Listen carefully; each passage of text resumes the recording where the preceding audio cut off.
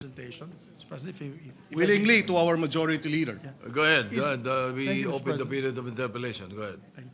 Mr. President, I just want to ask, is there a law already recognizing Wenceslao Vinzons? Because if there's none, I would suggest that we pass a working holiday but a law. Meron na? There is a provincial ordinance, if I'm not mistaken, but there is no national law. So if the good gentleman, Mr. President, would like to spearhead one, I would love to be a co-author of that law. I think we should recognize him for his efforts. He was martyred in World War II because of his belief in freedom and of democracy, and his vigilance should be rewarded not just by mere resolutions in the Senate, not just by mere provincial resolutions. Kailangan tayo talaga ng batas. In fact, Mr. President, for the information of our colleagues, when he was killed, together with him was his wife, two children, and his father. They were all killed by the Japanese invasion forces. I visited Vinzons in 1991, and the story goes that before he was killed, he was paraded on the streets. He was paraded on the streets of Vinzons, which was, I'm not sure if it was Vinzons before. I think it was Daet. Yes, the members of the family, the grandson is here. And he confirms that the story, Mr. President. I'm trying to recall the name of the mayor then, but that was 1991. I think the Wenceslao Vinzons III was not born yet. Anyway, I would be honored to be a co-author of this resolution, Your Honor. Senator Ping Lacson is Thank you, recognized. Mr. President. The majority leader raised a very interesting question and manifestation. Wala pala tayong law, even a proclamation or executive order na nagdi-declare ng isang Pilipino bilang national hero. Even Dr. Jose Rizal and the others, by tradition lang. Yes. Naging national. Now, maybe we can initiate a legislative measure, no? Establishing the parameters or classification on how to declare a Filipino to be a national hero. And I would suggest that Wenceslao Vinzons would be the first recipient of that law if ever it is passed. Because as you were as you were delivering your sponsorship speech, I was chatting with ChatGPT. No? Alam nyo, yung exploits niya talagang makatindig balahibo. No? That is He was correct. captured by the Japanese, very young CONCOM delegate at age 24, 1935 Constitutional Convention. Tapos elected as governor, a member of the House of Representatives. And he was captured by the Japanese because he was the one who organized yung uprising sa Bicol. That is correct. The whole of Bicol region. He was tortured but he refused to cooperate. So he was beheaded. Yes, No, yes. along with the other, as That you is said, correct. members of the family. Very unfortunate, and what a waste, ano? Because in his young life, he was beheaded at age 31. No? He could have contributed a lot para sa ating mahal na bayan, no? Especially during the Japanese occupation, and even beyond that, had he not been beheaded. So maybe we can craft a legislative measure para maging batas. Ano ba yung mga parameters? Para na sa ganon, kung meron tayong ma-encounter na ganyan, mga exploits by a Filipino patriot like Wenceslao Vinzons, at least meron tayong magagawa para ma-recognize yung kanilang mga heroism, ika nga. So, I think we can work on that, Yes, Mr. yes. President. So with that, thank you, Mr. President, for the opportunity. Thank you, Thank you. Senator Lacson. If I may just put on record also, Mr. President, this was a column of Mr. Romero, Segundo Romero, in the Philippine Daily Inquirer 10 hours ago, so today. And if I may quote Born in 1910 in Indan, Camarines Norte, he became the UP Student Council chairperson and editor of the Philippine Collegian. He was a visionary, far-seeing, brilliant advocate for a pan-Malay union, founded the Young Philippines, a political party of law students who insisted that the youth was not a waiting room, but a vanguard. At 24, he was a delegate to the 1934 Constitutional Convention. At 27, he was governor of Camarines Norte. At 29, he was assemblyman. But the two tests, sabi nga, came not in the halls of lawmaking, but in the forests of Bicol during World War II. And for the Japanese, neutralizing Vinzons was essential. When he was captured in 1942, they offered him collaboration, help pacify the resistance in exchange for his life, and he refused. And therefore, the Japanese retaliated by executing 6 members of his family: his father, Gabino, his wife, Liwayway, his sister, and 2 of his children. And an unborn child was lost with Liwayway. So she was pregnant at the time that she was killed. So clearly, the sacrifice of Wenceslao Vinzons and his family is worthy of Immeasurable. immeasurable and worthy of our giving him the honor that he deserves. I therefore move that we, well, unless there are, yes, I understand the gentleman from Camarines Norte. Senator Robin Padilla is recognized. By the way, when was Wenceslao Vinzons governor of Camarines Norte? No, Norte, not yes, Sur. correction. Yes, Camarines Norte. Okay. He was, what year was he governor? The age of 27. So if he was born, well, 1910, so that would have been 1937 when he was governor. All right, 1937, yes. When I visited in 1991, the governor of Camarines Norte was the father of Senator Robin Padilla. I'm willing And to you yield. you are recognized. Maraming salamat po, Ginoong Pangulo, at sa ating pinunong mayorya. Gusto ko lamang pong magpasalamat sa ating bayani ng mga magsasaka, Senator Kiko Pangilinan, sa pagkilala po sa aming bayani sa Camarines Norte. Ang buong probinsya po ng Camarines Norte, kasama po ang pamilya ng aming bayani, ay nagpapasalamat po sa inyo sa pagkilala nyo po at sa pagtindig dito sa ating plenaryo upang bigyan po siya ng nararapat na pagkilala. At ganun din po sa ating po mga kasamang senador, Senator Panfilo Lacson, Senator Mig Subiri, at sa ating pong Senate President, Senator Vicente Soto. Maraming salamat po sa inyo. Isa pong karangalan ang mapag-usapan po ang pangalan na yan dito, Wenceslao Vinzons, sapagkat yan po ay aming pong bayani, aming pong kinikilala. Sa kanya pong pamumuno ay na-liberate niya po ang Dait at ang buong Camarines Norte noong panahon ng Hapon. At ang mga weapon lang po nila noon ay mga pana. So, talagang wala po silang masyadong armas. Pero sa tapang po ay napa-atras po nila yung mga Hapon. Maraming salamat po uli sa inyong lahat. Mr. President, Thank with the you. permission of the majority Yes. leader, I move that we approve Senate Resolution number 128, and if the rest of the senators are willing to be co-authors. Yes, but there are no interpellation, there are no Yes, amendments? Mr. President, there's no interpellation from our members. Nor, and amendments. no amendments as well, Mr. President. Yes. I move to adopt Senate Resolution number 128 with all members of the Senate as co-authors, Mr. President. Any objection? Hearing none, PS Resolution 128 is hereby adopted. Mr. President, maybe we suspend for 1 minute so that we can just approach the family and have a picture. They would like to have a picture with us, Mr. President. Session is suspended.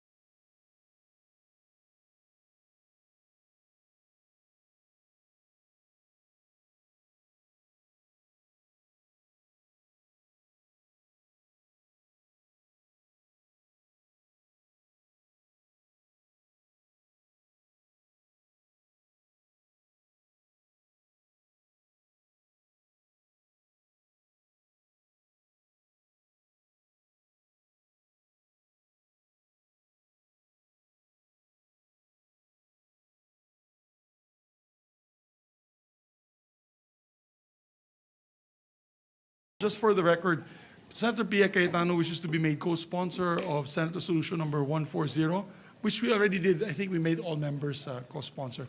Together with but she would like that her co-sponsorship speech be inserted into the record for PS Resolution number 140. Senator Legarda as well, Mr. President, would like to insert her co-sponsorship speech of PS Resolution 128 into the records, Mr. President. So recorded, as manifested by the Majority Leader. Thank you, Mr. President. Mr. President, that we'd like to move to consider PS Resolution number 139 under Committee Report number 2, Mr. President. Any objection? Hearing none, PS Resolution 139's consideration is in order. Thank you, Mr. President. Having already been sponsored yesterday, we're now in the period of interpellation. May we recognize Senator Raffy Tulfo to ask a few clarificatory questions to our distinguished colleague, Senator Amy Marcos, Mr. President. The sponsor, Senator Amy Marcos, is recognized, and to interpellate, Senator Raffy Tulfo. Thank you very much, Mr. President and Majority Leader. I'm happy to take any questions and answer to the best of my ability.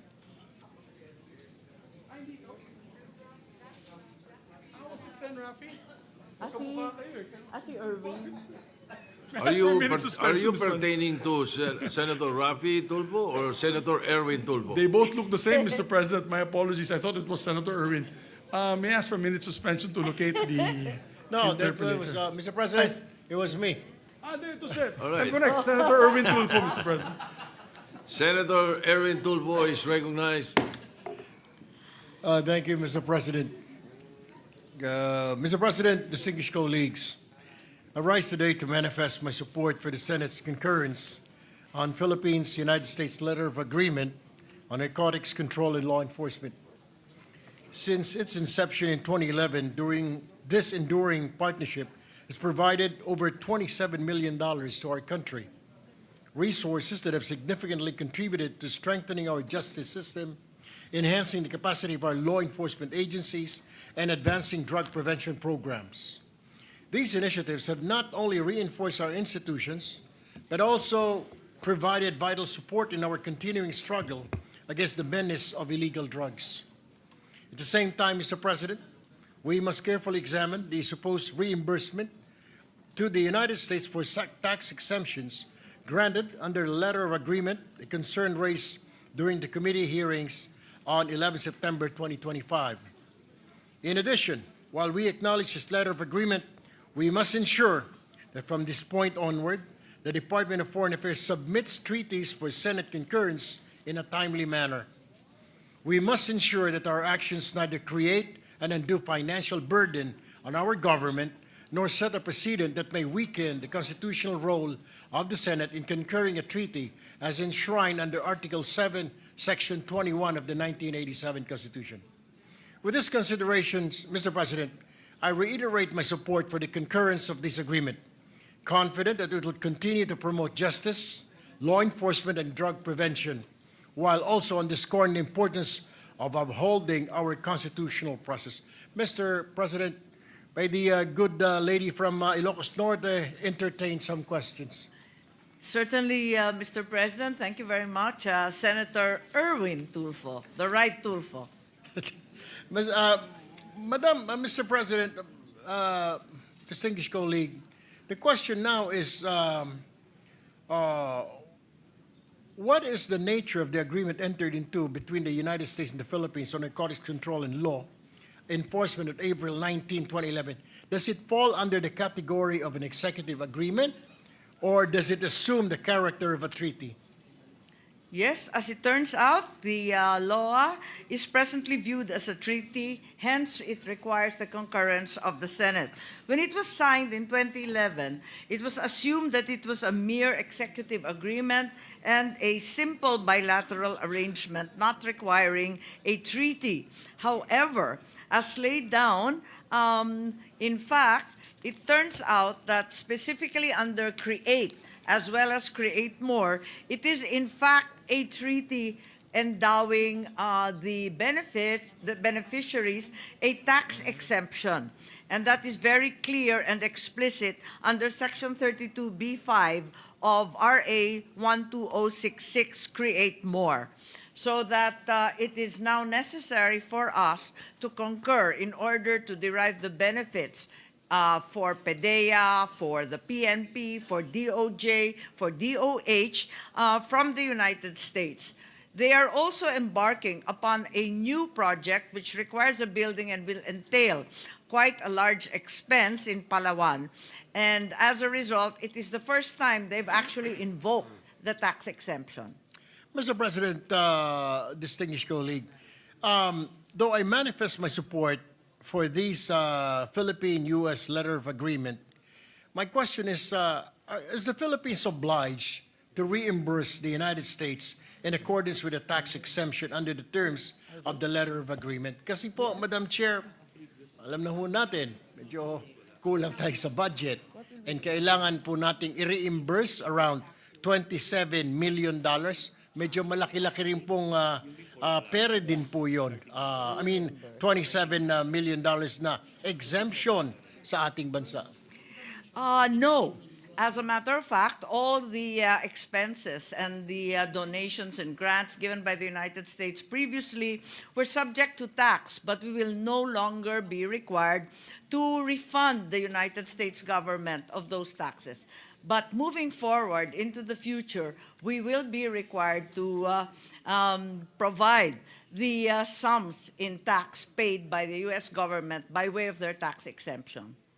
Thank you, distinguished colleague. Mr. President, maraming salamat po. That's all.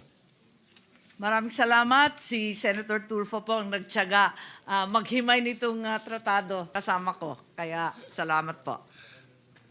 Thank you very much, Mr. President. Yeah. Pew pew.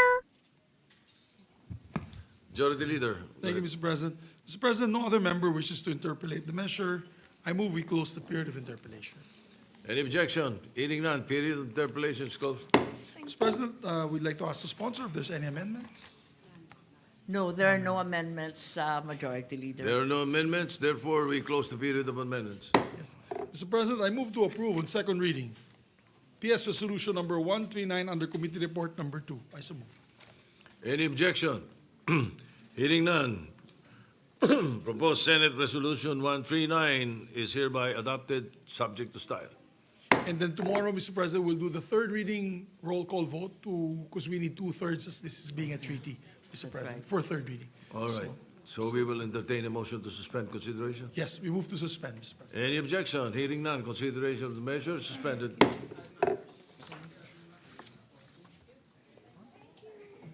May I ask for a minute suspension, Mr. President? 1 Senate minute. I thought you wanted to go into a caucus. Correct, Mr. President. want to do it now? I move for a 1 Senate minute All right. suspension. Or if you Session want an- suspended for 1 Senate minute.